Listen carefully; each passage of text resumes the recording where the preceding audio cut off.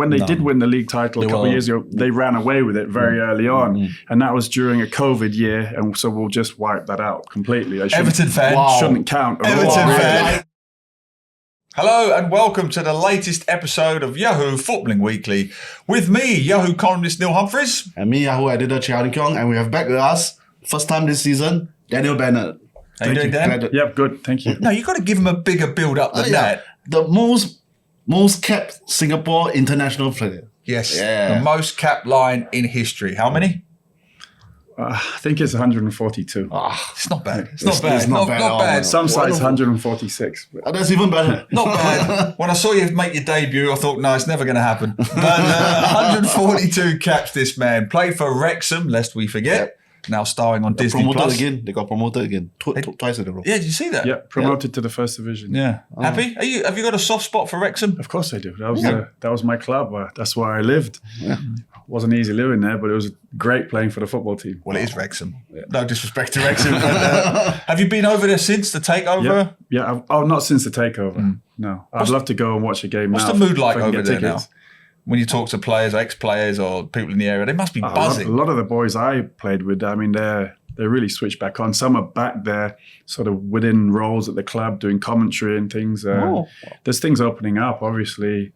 There's opportunities there now, and some of those players who have done well in the past, some of them coach there, they're back involved again now. Brilliant. Nice. Well, Ryan Reynolds or Rob McEnany, if you're listening and you need a Wrexham ambassador in Asia, he's right here. Look at the man, legend. All right, and you're right here. Thanks to you, as always. We have a wonderful sponsor in StarHub. StarHub, yep. And there's as a Premier League official broadcaster in Singapore, a lot of good things they are offering.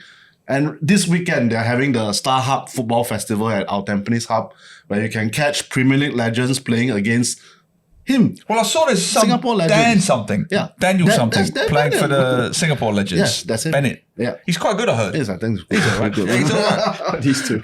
He's not bad. And then you have During, you have Indra, Sardan, you have Adi Iskandar, you have Nazrin Nasir, all in the Singapore team. Bahaki Kaiser, was on show. You can even catch the Premier League football legends at the StarHub store at Tampines Mall on 20th of April, 1:30 and 2:30 p.m. Go down there. You can meet up and take some photos with the Premier League legends such as David James, Dwight York, Wes Brown, Emil Heskey, Dion Dublin, Teddy Sheringham, Jermaine Pennant, Glenn Johnson, all West Ham. Several West Ham legends there. One Tampines player there. Yep. Jermaine Pennant. Yep. He was Tampines. That's right. I'm actually there, by the way. I've just remembered. I'm hosting that event. Oh, yeah. So I will also be Catch there. him there as well. If you want. So if you want to get the tickets, they're still available at statistic.com. Key in the promo code football for all to get 10% off. And just to remind you, the Tampines Mall, no tickets required, just turn up. Turn up with your handphones, take photos. All the legends will be there. But this week, we have a very special... We have our own prize giveaway. Have a look at this. Look. As you know, look at this. Look at this. Look at this. Look at this. Look at this. As you know, Son Heung-min. Son Heung-min. Can I do it the right way? The other way. The other way. I'll do it the back way. Isn't it Son Heung-min? What is it? Son Heung-min. Heung-min. I apologise. There you go. He's corrected me. Son Heung-min. As you know, he's AIA brand ambassador, and just a couple of weeks ago, I met him and interviewed him down at the Tottenham Hotspur Stadium, and I watched him autograph this jersey, which could be yours. He's autographed it there. In Korean somehow. He's wrote Korea at the bottom, Heung-min, number 7, signed by the man himself, and it could be yours. You could own the very jersey of the AIA brand ambassador in Singapore. That's right. All you have to do is to join our contest. Go to this Google form website at this web address. Answer one question in 100 words or less. Tell us why you are a fan of Son Heung-min. Answer that. We give you 2 weeks time to think of the answer, and then we'll pick the best answer to win this jersey. Fantastic. How would you sum up Son Heung-min? No, incredible player. Not only how well he's done in the Premier League, but his consistency over such a number of years. And I think now that Harry Kane has left, he's really come to the fore. He's the main man. Obviously, under Conte, he didn't quite get the chances he deserved, I don't think. But now he's getting all the limelight, and I think it's fully deserved. He's a captain. He leads by example. He's a leader, not in the way I don't think he talks, but the way he does things. And I think he has a full respect of the Spurs fans to start, but generally, as a footballer, I think everything you see on social media, he's a fantastic guy as well. And he takes on the responsibility very voluntarily. He welcomes it. It's not like he's a reluctant leader. No. Yeah. It's one of the reasons he's that ambassador for AIA. He takes these responsibilities really, really seriously. Absolutely. So good luck trying to win the competition. We hope you win the jersey. Now, not so good news for his team. Since we have Dan Bennett here, we thought we might start and talk about his beloved Everton. Where do you think you are with Everton this season? I think if they manage to stay up, they must be, to start with, one of the first teams in history who's had 2 points deductions within a year. And if they do manage to stay up, then I think it would be an absolutely incredible season, and Sean Dyche should win Manager of the Year for sure. Because it seems like the Premier League has it in for Everton. And I think this is the biggest thing. The Evertonians feel that it's unjust. Is we're not getting a decent rubber to green. I mean, you got Man City, got all those charges. We've come up front. We've dealt with it at face value. We've been transparent about everything. And yet you got... And then we get dock points. And now the latest, what I've heard is there's a possibility from next season, more points. No dock points. Not possible for clubs to be docked points. I mean, just to reiterate, it's called the Premier League's Profitability and Sustainability Rules, the PSR. Rightly or wrongly, they've been around for some time, but they've never been enforced until this season, and your team has been hit twice. It is hard not to take it personally, right? A little bit. It does feel a little bit exactly it. hypocritical. I remember there was a penalty given for Everton in one game, and everybody cheered because I don't think it was a penalty. It was almost like, here, have a penalty, but we're taking 8 points off. Dear. So, yeah, it's been really hard for Evertonians around the world, not many in Singapore, but it's been really hard. And if we do get through this season, we got the new stadium, things are looking bright. There's light at the end of that tunnel, but just a couple games left. And I think they can do it with the form that they've had in general in the season. I know it's not been great of late, and there are other teams who are picking up points there, but if they can get through these last couple of games, I think they'll kick on, because had they not had those points deducted, then it's a much better season than it was last year. There you go. Do you agree with Dan Bennett? Will Everton stay up? Send all your comments to Yahoo Southeast Asia on YouTube, Yahoo SG, Yahoo_MY on X, and Yahoo SEA on TikTok. Now, speaking of teams who had a bad time of it at the weekend, we went down to the wonderful Capitol building at City Hall this week as we hosted the StarHub football event. It was Newcastle against Tottenham. Live screening. It was a full house. It was a great show. Great atmosphere. We almost saw a fight happen. We always saw a fight happen, but we won't talk about that on the podcast. But we really did see a full-scale punch-up. It was brilliant. It was a great game if you're a Newcastle fan, not so much if you're a Tottenham fan. Yep. But here is what we did down at the Capitol building. Enjoy. We're going to kick things off now by talking about the title race, which involves Not these two clubs. No, it involves Newcastle and Tottenham. No, it doesn't. No, it doesn't. We'll talk about Liverpool first, just to keep you happy.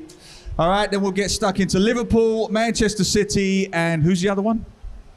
Arsenal. Arsenal, yes, Arsenal. Yeah, I'm just playing to the audience. They're so easy. They're so gullible. Watch this. Ready? Arsenal. It's like taking candy from a baby. Right. Yes, let's get stuck into Liverpool first. Come on, Liverpool fan. What do you think of their season so far? Well, I mean, it's been a success beyond what we have thought of at the start of the season. Because I think if at the start of the season, none of us were thinking that we will be in the title race, because there had been a lot of upheavals. Jordan Henderson and Fabinho have left in the midfield, so there was a lot of gaps to be filled. And throughout the season, those gaps not only have they been filled, but the team have been galvanized by like being refreshed, and they've got this kind of never say die attitude. Throughout the season, came back from a lot of deficits, made a lot of comebacks, and I think all the fans would have been happy to be in the title race. But of course, now that we are in the final stretch of the season and just about 7 more games to go, and now we are still in it. Obviously, we are going for it. All the fans are hoping for it. Don't be mean about Jordan Henderson. Saudi Arabia, we've got a few Saudi Arabia FC fans in the audience today. Like, I can see 2 of them over there. Look. There you go. Saudi Arabia FC. There they are. Look, waving the flag proudly. Let's be nice to Saudi Arabia. No, Liverpool, it's a good season. I think if Jurgen Klopp wins the title, it will probably make him the most successful Liverpool manager of all time. All time. That's what I think. And I'll tell you why. Why? Because when previous managers like Shankly and Paisley and Dalglish, they were the great managers at a great club, buying the greatest players at that time. Keegan, Dalglish, Barnes, Beardsley, whatever. They're not anymore. They're shopping at the second-tier shop. He's bought players like Szoboszlai and McAllister and taken them to the next level. Number 2, what he's done with players like Trent Alexander-Arnold, Robertson on the other flank, with the exception of Guardiola, nobody coaches players better than Klopp. Then you factor in the academy kids and what he's done out of desperation. I think if Klopp wins the title this season, I think he'll be the greatest Liverpool manager of all time. Well, I think even the Liverpool fans will debate you on that. Go for it. Hey, look, he's no David Moyes. Yeah. Let's get it right. He's no David Moyes. Okay. But what are you laughing at? He's no David Moyes. But that aside, he's a great manager. But I think there will be one thing is for certain. I mean, among the Liverpool fans, if we win the Premier League title and give Klopp the perfect send-off, as you all might know, he's going away after the season. I think it will be a fairy tale ending on a par with the Leicester City win. Now you're going over the top. You can't compare Liverpool to Leicester. Hey, you want to be controversial? I can also. You cannot compare. Leicester was a once in a millennium I'm miracle. talking about like a fairy tale ending. I'm not talking about against the odds things. Fairy tale for you, not a fairy tale for anyone else. Fair enough. But okay, yes, it will be a great moment for them. The key for them is goals. Jota coming back is very important. Nunes couldn't hit that grass if he fell off the stage. Yeah. So Nunes is inconsistent. Jota, I think, is a key player for them in the final weeks. What do you think? Oh yeah. I think we've been creating too many chances and missing too many of them. All right. And we just had Liverpool had just had a very terrible week. Terrible week. Yeah, terrible yesterday because lost to Atlanta in the Europa League. But that's why we need that kind of clinical touch in front of goal. So I think Jota will be the one. Are they going to win the league? Of course they are. All right, let's move on. Who are we doing next? Let's do Arsenal. Let's save it for later. Which one? we do Manchester City. All right, first. get the. Are any Manchester City fans here today? Good. Right. 115 charges. Yeah. Here they go. Right. Let's talk about 115 charges club. First things first. Are they going to put the priorities with the Premier League or the Champions League? I think they're going to put the Champions League. I think that remains. I mean, if Guardiola wins it two seasons in a row, I think they will be considered as one of the great European teams. And I think I agree. Yep, Man City might feel that is a better accolade. But if they somehow manage to win this season's Premier League, they are now in 3rd place, still a bit slightly behind the first 2 teams. I think it will be their best title win. So if they win 4 in a row, do you think that makes them the best Premier League team of all time? If they get the 115 charges resolved. If they win the 4 in a row. No, I mean, I'm just curious. That's the whole idea. The 115 charges are looming above their head. If they don't clear that up, they will always their title wins will always be staying I agree. with that. I agree. There'll always be a caveat. Yeah, always be a caveat, even though they might win 5 in a row or 4 in a row. I agree with you. If they win 2 Champions Leagues in a row, that puts Pep Guardiola in a different level. If they win 4 Premier Leagues in a row, it's still not enough for me. Because, and I'm not doing this for Man U fans, I don't know if there are Man U fans here, but I still believe that Man U's achievements in some ways were better because the competition was closer. You know, you had Arsenal then, you had Chelsea, you had Newcastle for 5 minutes, you had one or two challenges to Man U. It was much closer in the 90s and early 2000s than now. So if he wins 4 in a row, okay, it's an achievement, but you're a city-state-owned club, right? Yeah. You've got billions of dollars to spend. That doesn't impress me as much as 2 Champions League wins. Yeah, I agree. I think all their title wins haven't been too exciting. Yeah. So which is why I feel that if they somehow manage to just overtake the 2 clubs right now, Yeah. I think it will be an exciting end to the season. Yeah. In neutral, yeah. But I want to ask you this, and I want the audience's view on this. How has Erling Haaland gone from being the greatest striker in the history of the world to this week a League 2 striker? Yeah. Have you heard this? It's all because of Roy Keane. Roy Keane called Erling Haaland a League 2 footballer, and now everyone's jumping on the bandwagon. He has something against Haaland and his father, and now him as well. Because he doesn't like Came his in like father. that, see? But Yeah. that to me is ridiculous. So now you've got Jamie Carragher, you've got other pundits coming out and saying, oh, you know, Haaland needs to work at his game. He needs to play with his back to goal.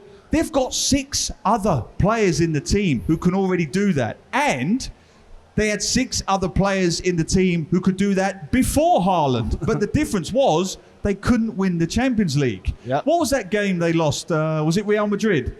The famous one in the semi-finals, Manchester City about 2 years ago. Yeah, yeah. I think it was Raheem Sterling who missed the sitter. Yep. That was why Haaland was bought. Yep. To take to 1 chance, 1 goal, put away those kind of chances. To say you buy Haaland and then complain he doesn't Do track other back, things it's that's like wrong. saying, it's like buying Taylor Swift and then complaining that she doesn't play Metallica. It's a completely different apples and oranges comparison. Okay. So Fair. I don't get the Haaland thing Any at all. Taylor Swift fans here? No. No, but I think there's a Metallica fan. All right, let's do the All right, last. let's do the elephant in the room. Let's watch this. Watch this. Now we talk about Arsenal. They're not listening anymore. They don't care already. They don't care about Arsenal. Right. All right, let's do it straight away. Are Arsenal going to win the league? There you go. go on, friend. All right, let's talk about Arsenal. Yeah, I think Arsenal at the start of the season when we began our podcast, I think we didn't fancy their chances because last season they finished pretty badly. Yep. Ran out of steam essentially. I think lost the sizable lead to Man City. So we thought the depth of the team need to be addressed. Yep. And during the off-season, well, they got Declan Rice, they got Kai Havertz. Great signings. Great signings in the end. Thanks. But They don't agree. Yeah. But you know, we still thought that they are short-handed, still not deep enough to face Manchester City or even Liverpool. But after the turn of the year, start of this year, they've been absolutely brilliant. And I know we made fun of Kai Havertz several times during our podcast. Yep. And we asked who is Kai Havertz? Correct. What is Deservedly Kai so. Havertz? Yep. But I think he has turned out into a valuable asset for Arsenal, together with Declan Rice, who has been sensational. I think he's my vote for the MVP. Yeah. This is where we probably get booed. Yeah. Because I think Mikel Arteta, not last season, this season really showed that he is a fantastic manager. Do you agree, Tottenham fans? Thank you. Thank you. I love getting booed. But Kai Havertz has been a revelation. I wrote him off. I think he's got 5 goals, 4 assists, something like that in the last 7-8 games. Completely transformed them. But Declan Rice has transformed Arsenal this season. And I think they will push the other 2 teams to the last day of the season. I'm not going to say they're going to win the league because I don't go. Let's ask our wonderful, objective, impartial audience. Will Arsenal win the league? Okay. Well, that's a big fat no, isn't it? Yeah, right, yeah. no. All right, let's talk about the two most popular teams in the room right now. Sunderland and Arsenal. Now, I'll just widen them up. Right, let's start with Udug first. We're doing Newcastle, right? Newcastle, since they're playing at home. Right, yes, since they're playing at home. Right, we're going to have a very special guest. Come and join us right now. Give that man a round of applause. Chris Reed. Rather than just talk ourselves, we're going to get a Newcastle fan to come up and we'll have a quick chat about Newcastle United with Mr. Chris Reed. How you doing, mate? All right, you can stand in the middle. There you go. Right, give us a quick overview. Newcastle season so far. Fantastic. Well, it's amazing. The entertainers are back. We've had more goals scored against us and for us than any other club. It's been amazing. You are still below West Ham, aren't you? Only until tonight when we beat Spurs 5-0. And you know West Ham doesn't have Saudi Arabia's money, right? No, but it has lots of porn money. Oh, okay. I'm fine with that. All right, successes and failures for you this season. Success, definitely Anthony Gordon. The man, the main man. Bruno is amazing, absolutely fantastic. And Barnes is absolutely incredible. Obviously, the failures have been our injuries. We have the worst fitness department in the entire Premier League. What is going on there? You have no injuries. We have 25 injuries every match. Well, it's hard to walk around with all that dodgy money in your pockets that you're walking around with that Saudi cash. Now, speaking of that, are you worried about financial fair play? No, because they're going to change the rules in the summer to allow clubs like us and people like Crystal Palace, for example. You know, Shannon's here. She's a Crystal Palace fan. They're owned by billionaires. They can't spend the money because they were basically owned by billionaires, but because of financial fair play, they're not allowed to. Now, the whole way City have gone forwards because financial fair play didn't exist. Had it existed now, they would not be where they are. They'd be where Newcastle are. We're strained in terms of financial, and that shouldn't be happening. You should be allowed to spend what the hell you want to. But Bruno, your favourite player, is rumoured to be leaving at the end of the season to Paris Saint-Germain for $50 million because you have to balance the books. Well, first of all, it's a $100 million clause in his contract, not $50 million. What's that to PSG? Nothing. No, but I mean, we basically will invest in other players. We've got so many players coming through. We had all our players playing. We'd be top of the league. Right. Have you got any questions for him? He hasn't stopped talking. That's fine. Right. All right. I don't care. Final question. Where's Newcastle going to finish? What's going to happen? We're going to finish 5th, and we're going to beat Spurs 5-0 tonight. From 12 to 5th. Do you agree with him? Yes or no? The public has spoken. Yes. He does. Right, give Chris Reed a big round of applause. Thank you very much indeed. That was great. Thank you very much, Chris. Enjoy it while it lasts before you get relegated. Right, well, they take the money away. Yep. Right, okay, let's move on to Tottenham Hotspur. Is there any Tottenham Hotspur fans in the room today? They don't make much noise, do they? Let's try again. Are there any Tottenham Hotspur fans in the room? Right, well, there's one in particular we'd like to bring up, Mr. Daryl Spykerman. If you can make your way down to the stage, he is a regular on our podcast, die-hard Tottenham fan. Can we give him a big round of applause? All right, Tottenham Hotspur this season. Happy with it or not? I think we're very happy with it. Currently, we are 4th. Last season when we played Newcastle, it was a bad game. A lot of us remember that was the worst Spurs had been performing. And after that, it's just gotten better. We're 4th. We were actually in the title race. We might still be in the title race, actually, guys. So just hold on to it. And, he's a stand-up comedian. All right, what? He's a stand-up comedian. Can you all show the table or no? We are 4th. Oh dear, Newcastle are in the title race. Okay. That's Tottenham. Mathematically, yeah. All right. Mathematically, I could run a marathon. Realistically, exactly, I cannot. Yeah. But really, look at the players we brought in. James Maddison, Vicario in goal, Mickey van der Ven in defense, right? We have refreshed the team. And we are ready to go again. A lot of people talk about Liverpool rebuilding the midfield, yada, yada, yada. But they were crying. Liverpool were crying when Jordan Henderson, the captain, left and went to Saudi Arabia. Hey, don't upset Saudi Arabia, okay? Yeah, They're all Saudi there. is fine. Saudi is fine. But Yeah. Liverpool fans were crying. Yeah. Spurs went about quietly, built up the midfield, the attack, and now we're flying. And we're only in year 1. Arsenal, they are in the title race, but it's year 4 of Arteta already.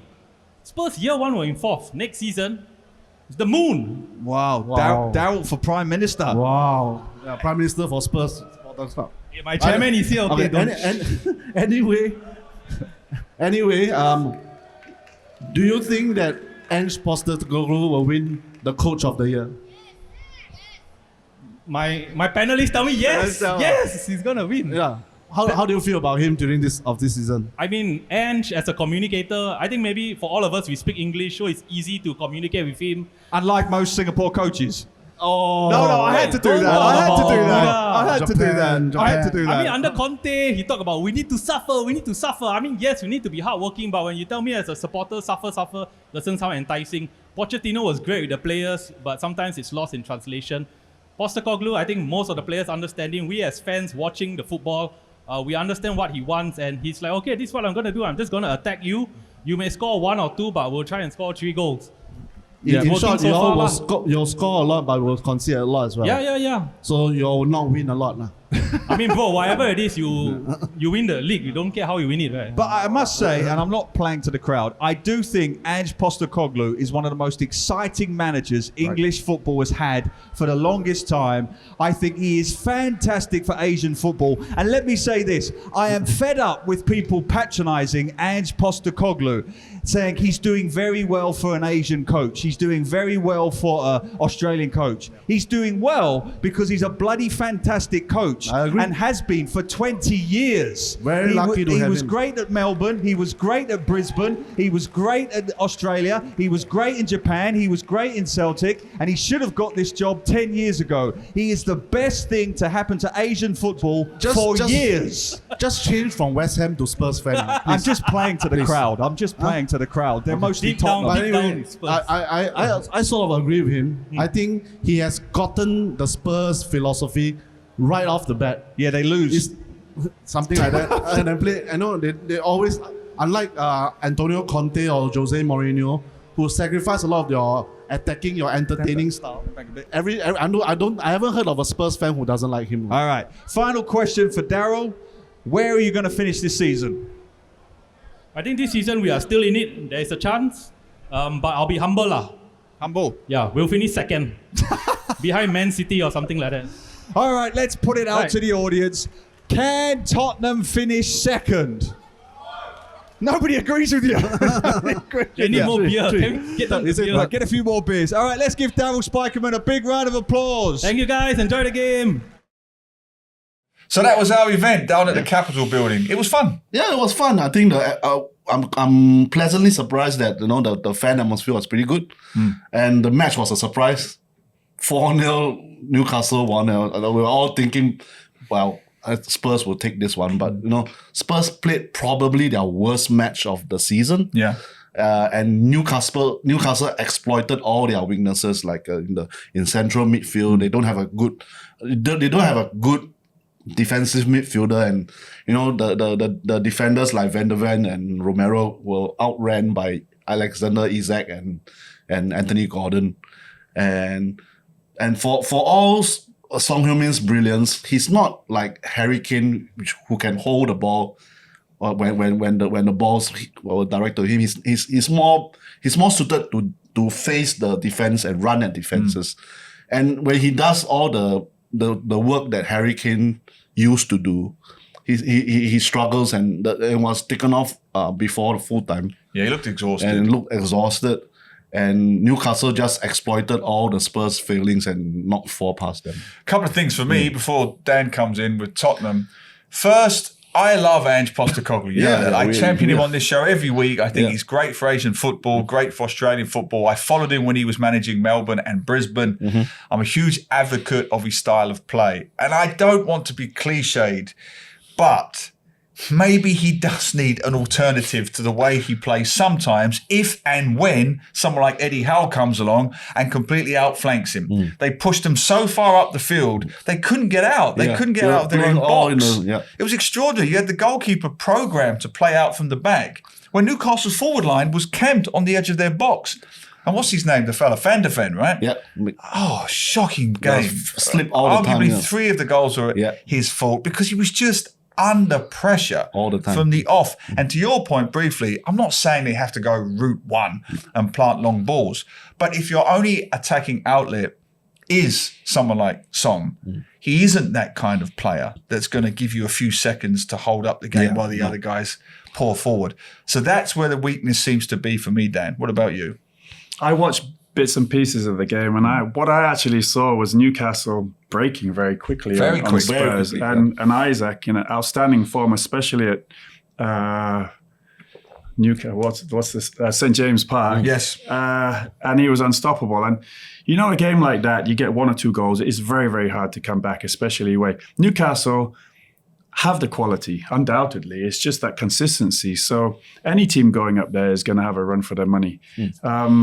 And Spurs, that is their problem as well, that they don't have quite the consistency to stay up there with those sort of top 3-4 teams at the moment. And that's what they need to have in their game. So I don't think it was a huge surprise that the scoreline, Newcastle have that in their locker. And if they can kick on from here next season, they'll do well. But I think the pressure is actually on Eddie Howe more than I can never say his name. Postecoglou. Yeah. So that's more of a one-off game. But it happened in those other big games as well, where you get that 1 goal and suddenly, last night as well, Arsenal, suddenly 2 goals down because they're desperate. At this stage of the season, it's the business end, and you can't be drawing games. You need to be winning those. And so when you go out to try and get those goals, you get hit on the break. Well, that's what happened. That's the perfect segue for us to move on and say, farewell, adieu, Auf Wiedersehen, RIP to the 3-horse race.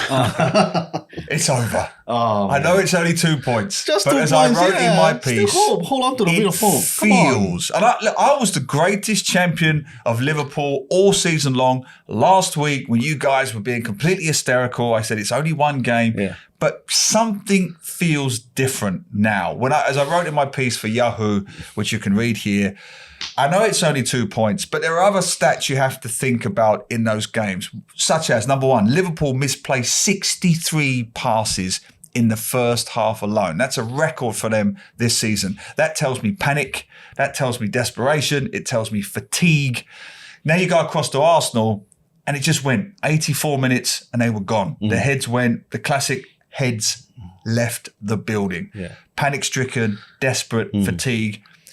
Bottom line, they just don't have the squad depth that Manchester City has. And my last point, very briefly, Manchester City could leave Grealish, Foden, Silva, there's more, can't remember the other two, Walker, all on the bench and not bring them on at all and still win 5-1. That's the difference. Yeah.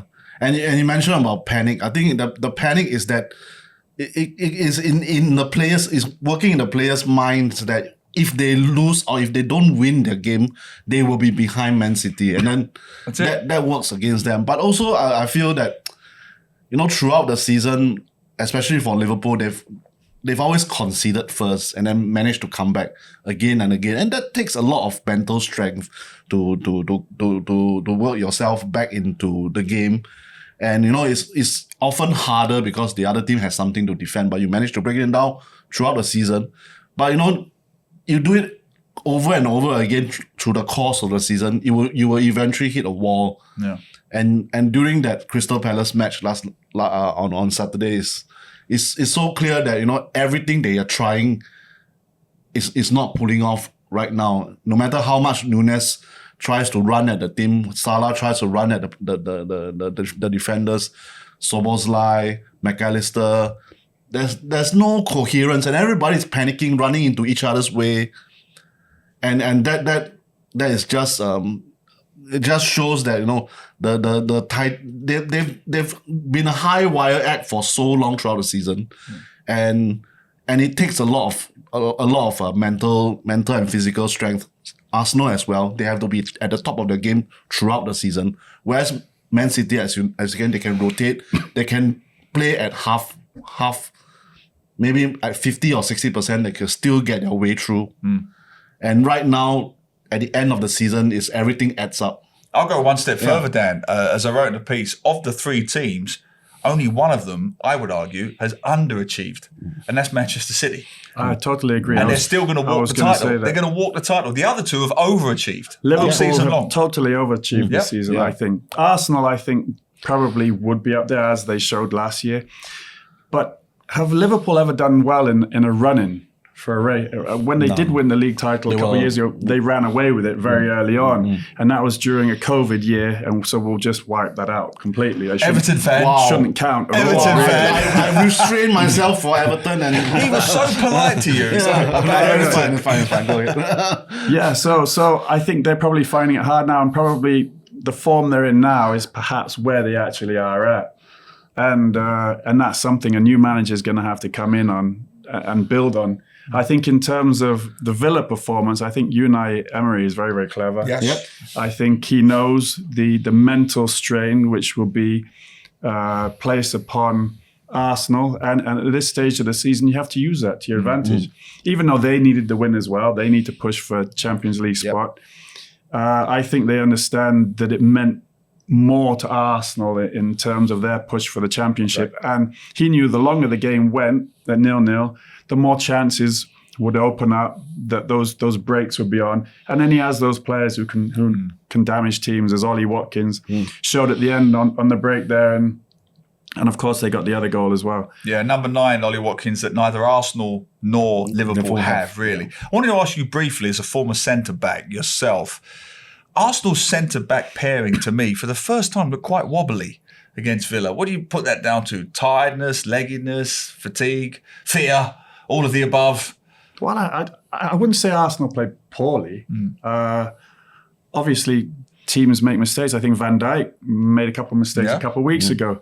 So there's big pressure on these players at the moment, and that's where the centre-backs and the keepers, they're under most pressure. Obviously, the strikers have got to score, but it's mistakes which lose games, lose championships. We remember another slip not so long ago, and that's where you get picked up on. So I wouldn't say they played particularly poorly, but I think Villa and Unai Emery, they're a clever team now, and that's why they are where they are.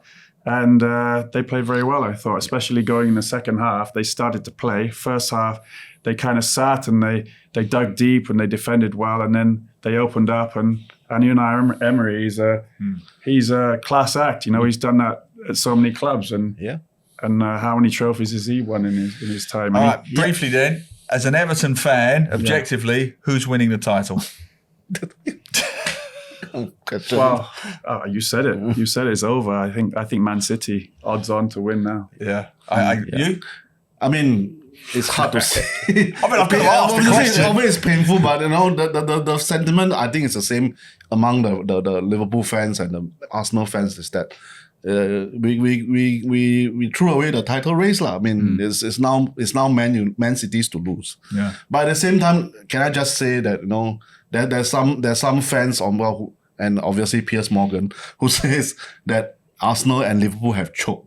And I know this is an easy sentiment whenever you sort of fall back right at the end of a title race, and then people say you choke because it's at the most crucial moment where you start to lose matches. But like Dan says, you know, the pressure will get to players, and then mistakes come, and then it's not choking. I don't feel that. I strongly don't feel that it is you call this a choking. It's a natural course of a title race that the players are the same players who've got Arsenal and Liverpool so far into this season, that they are still in contention. What do you think, Dan? Is it a myth? Do players actually choke? Do teams bottle it? I mean, you can call it what you want, whether it's choking or pressure or, I mean, it's hard when it gets to that business end. And it's in this month where you see which team really has that maturity and who can push on. And Man City just have so much more experience when it comes to this end of the season. And, you know, they're just getting some players, sort of Stones is coming back. And then they've had De Bruyne come back not so long ago. And then they've been able to rest players. They got that little bit more freshness. And that's the building of a squad that Guardiola has done, and managing of that team. It's not easy to manage, keeping them all happy. And he does it. So in the end, they deserve the title. Oh yeah. Brilliant. All right, let's wrap this up. Let's cheer these two fellas up by looking ahead to the FA Cup semi-finals. Oh, their teams are not in it. Okay, I thought they were. Right, Manchester City versus Chelsea, FA Cup semi-final. What's going to happen? Sneakily, I want Chelsea to push Man City all the way and then maybe beat them on penalties. But I think Man City will clinch it like 2-1. Yeah, I think it'll be easy. I think they'll do it in 90 minutes. No problem. I think they've got players rested. As I mentioned, they had 5 players rested for Luton. Champions League midweek, but no, I think they'll be fine. At least 2 goals. What do you think? I think it may depend on what the result is in midweek, because I think if they do go there and they get knocked out, it really could play on their minds. That is true. It could be very difficult. Yeah. Yeah. You never know what to expect from Chelsea. No, well, yeah, that's true. What do you think? Prediction? Neck on the fence? Neck on the block? Well, it's easy to say Man City, isn't it? All right, so I'll say Chelsea. Good. What's the other one? Coventry, Manchester United. I would love it. Love it if Coventry did the business, brought back the spirit of 87, one of the first FA Cup finals I actually remember when they beat Tottenham Hotspur 3-2, I think. I'd love Coventry to win it. I'd love it. I'm just backing them. Sod it. I'm backing Coventry. Coventry to beat Manchester United 2-1. Same here. I watched the 87 final as well and I'm like, I have a soft spot for Coventry, so 1-0. And Man U were poor again at the weekend. Yeah. I'll go for Coventry on penalties then. There you go. Brilliant. Sorry, Man U. What do you guys think? Will it be an all-Manchester final or will Coventry perform a miracle? Send your predictions and comments too. Yahoo Southeast Asia on YouTube, Yahoo SG, Yahoo_MY on X, and Yahoo SEA on TikTok. And thanks to you as always, we have a sponsor in StarHub. So just remember. Yep, StarHub Football Festival this weekend. Go down to our Templates Hub, enjoy matches, Premier League legends against Singapore legends like Dan Bennett. And one more shout out. If you want to win this signed Tottenham jersey by AIA Singapore brand ambassador himself, Son Heung-min. I watched him sign it in person. All you have to do is Google form here, the website here. Go submit there. There's a question. Tell us why you are a fan of Son Heung-min. Simple. That's it. Simple. Thank you as always. Do stay with us because in part 2, we'll be getting stuck into Singapore football, the state of the women's game, and the Shopee Cup. Yes or no? We'll be talking all about that with Dan Bennett in part 2. So see you there and take care. Take care.